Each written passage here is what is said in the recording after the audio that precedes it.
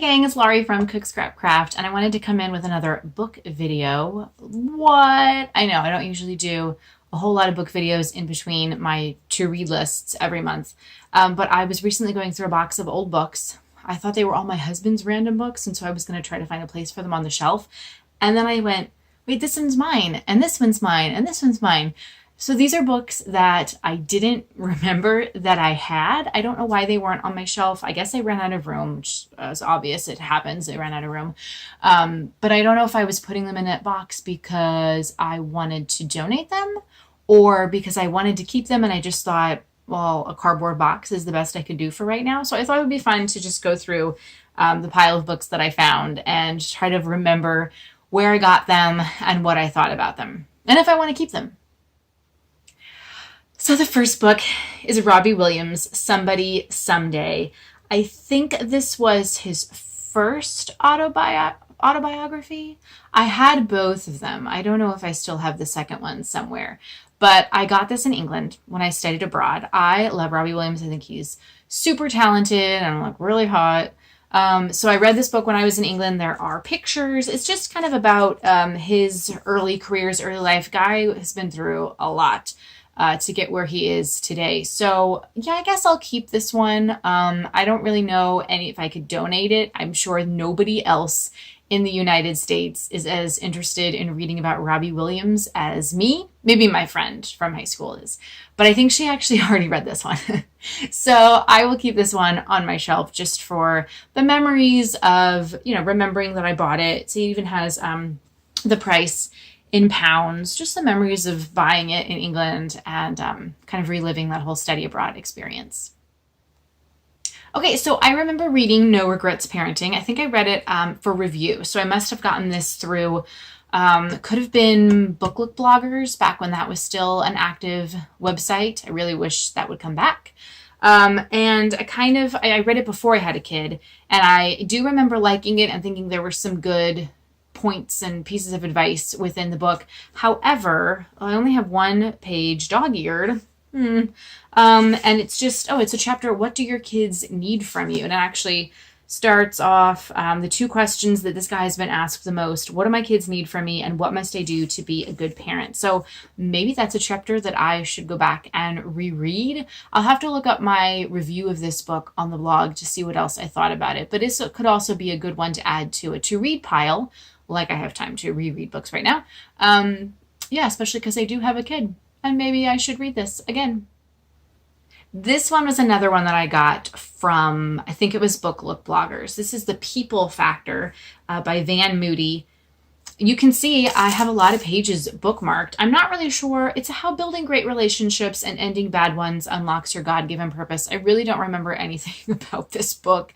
I guess I liked it. I guess I thought there was a lot of good content in it. So I'll have to go back and look at the review of this one. And maybe I should just write down the things that I bookmarked just so that I have them. And then I could pass this book on to someone else. Because I kind of have a feeling, I'm not sure if this was sort of a general book or if it was more of taking it from a leadership perspective, which I'm not. I don't have a leadership position anywhere really. So yeah, I'm going to have to rethink this one in my collection. This one is definitely a keeper. It doesn't really apply to me anymore because I'm not young, fabulous. I'm still kind of broke. Haha.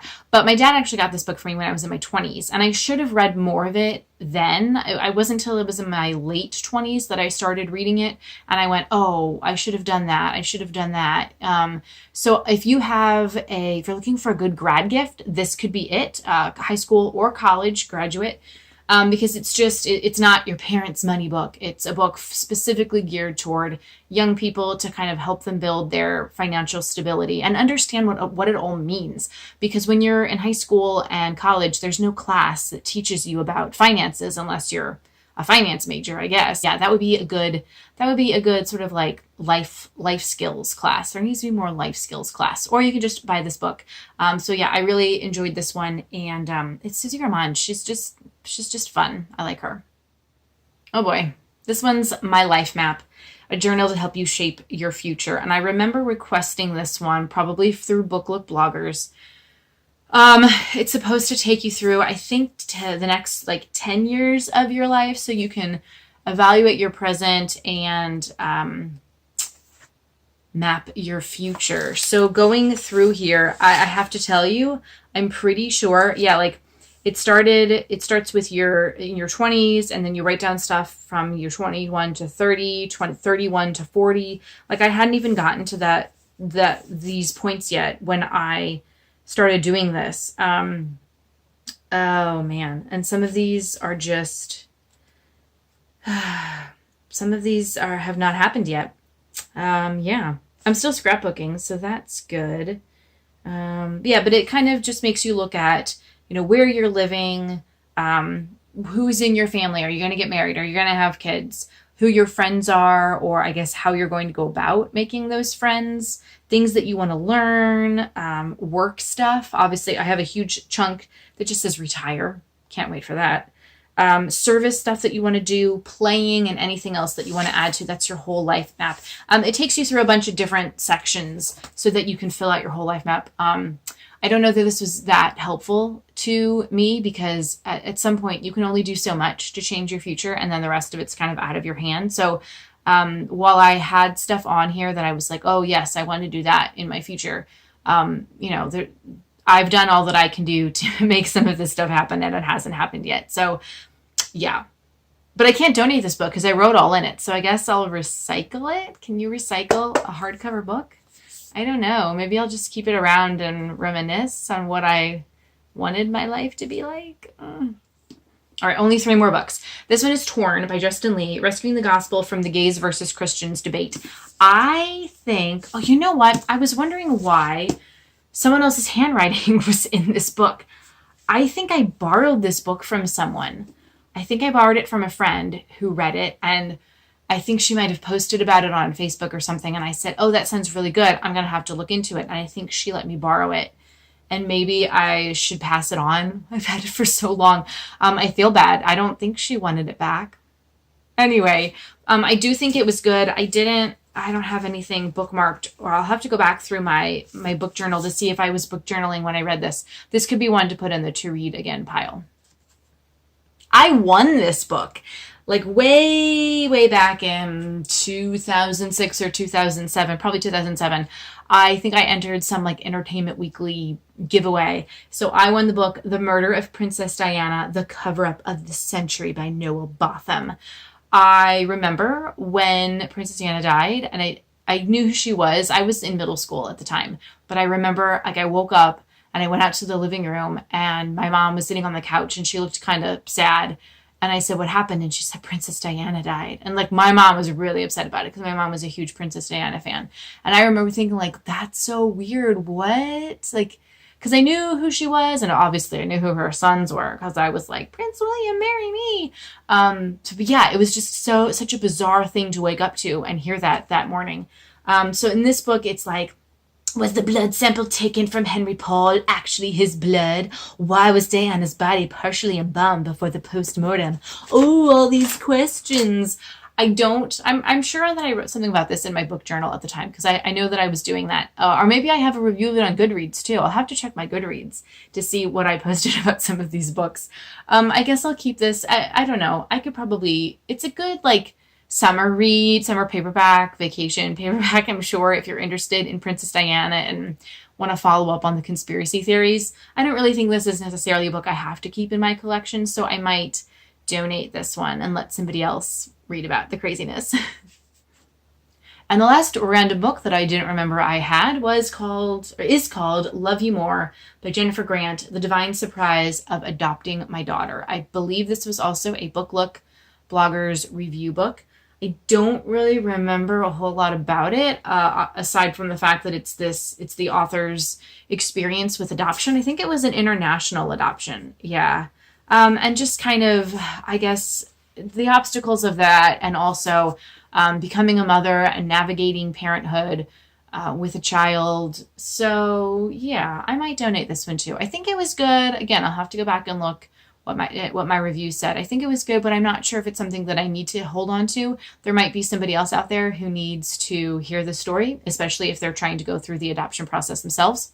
I know that it is not just from Jennifer Grant's story, but from other people that I know who have done adoption. It is a harrowing process and it takes forever.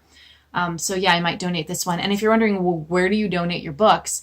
Sometimes I donate them to, we'll get postcards like Lupus Association, or somebody is trying to collect donations so that they can sell them and make money for their organization. So sometimes I do that. A lot of places, especially like Goodwill, say that they don't want books.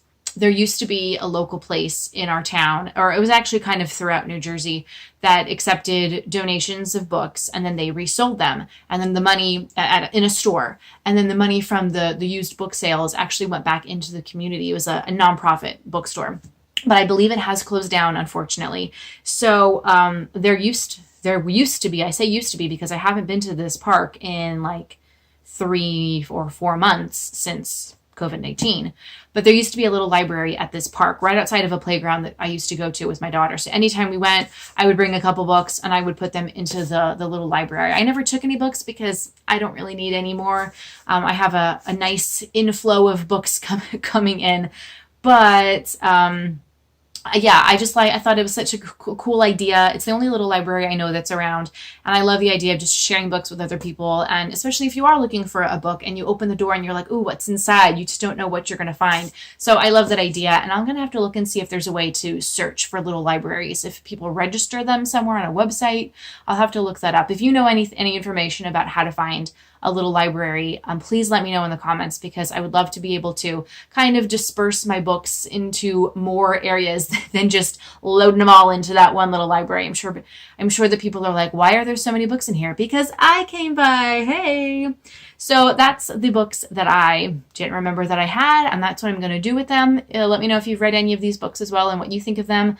Let me know if you have found any random books in your stash lately that you forgot that you had. Sometimes it's really crazy when you start cleaning things out, even just the bookshelf where you can see the books. You're like, oh yeah, this book, I totally remember that one. Or, oh, why did I hang on to this? I had one of those. I was like, why did I hang on to this? I didn't even like this book. So to the donate pile that went.